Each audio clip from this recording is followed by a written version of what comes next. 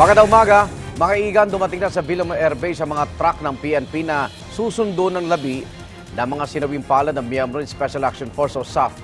May 300 pallbearers na itinaga para sumalubong sa mga labi na itinuturing na pinakamalaking casualty count ng pulisya sa kasaysayan.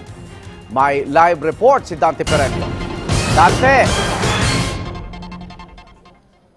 Yes, Igan, nagsimula na nga magsidatingan dito sa Villamor Air Base sa Pasay City yung mga taga-Philippine National Police na sasalubong sa mga labi ng mga nasawing miyembro ng Special Action Force.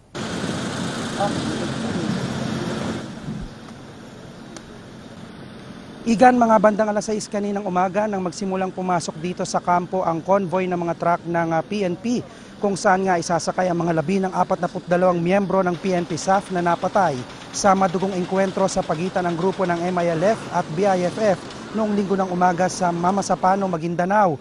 Nandito na rin ang banda at mga pulis na magsisilbing honor guard sa mangyayaring arrival honors mamaya. Di pa man nagsisimula Igan ng programa rito ay medyo madamdami na ang tagpo dahil na rin sa klase ng tugtog ng musika na iniensayo ng banda ng PNP. Sa harap naman ng grandstand ay ipinupwesto na ang mga gagamitin sa arrival honors. Napakahigpit naman ang seguridad na pinatutupad rito dahil 2 sasakyan lang bawat media network ang pinapayagang magparada sa loob ng kampo. May isang lugar lang na itinalaga kung saan pwedeng mag-cover ang media. Panay din ang ronda ng mga K9 units ng Philippine Air Force dito sa paligid ng Villamor Air Base Grandstand.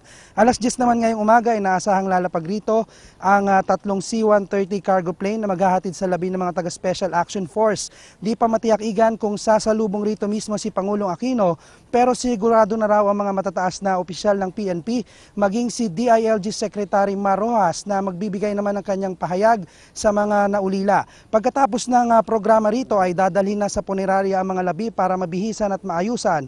Saka ito itutuloy sa headquarters ng PNP SAF sa may Camp Bagong Diwa sa Taguig City. At yan ang latest update mula pa rin dito sa Villamor Air Base sa Pasay City. Balik sa iyo, Igan.